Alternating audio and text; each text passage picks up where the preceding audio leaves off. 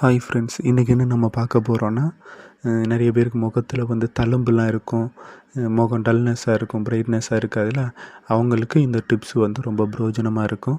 இந்த வீடியோ நீங்கள் பார்க்குறவங்க சப்ஸ்கிரைப் பண்ணுங்கள். அப்போ எனக்கு அடுத்தடுத்த வீடியோ போட எனக்கு கொஞ்சம் மோட்டிவேட்டாக இருக்கும். நானே இதை பற்றி ஆச்சரியப்பட்டேன். ஃபஸ்ட்டுலாம் இந்த கத்தாழையை பற்றி நான் கேட்கும்போது ரொம்ப ஆச்சரியப்பட்டேன். இதில் இவ்வளோ பயன் இருக்கா? இது சாப்பிட்லாமா? இதை முகத்தில் அப்ளை பண்ணலாமா? தலையில் அப்ளை பண்ணலாமா? எனக்கே ஷாக்காக தான் இருந்து. அதுக்கப்புறம் தான் நான் இதை கொஞ்சம் கொஞ்சமாட்டு நான் இதை ட்ரை பண்ணேன்.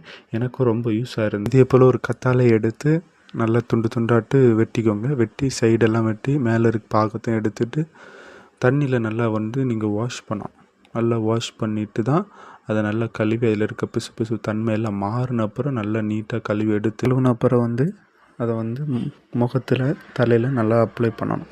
அப்ளை பண்ணி ஒரு 5 நிமிஷம் டு 10 நிமிஷம் வரைக்குள்ளே காய விட்டுட்டு வாஷ் பண்ணால் போதும்.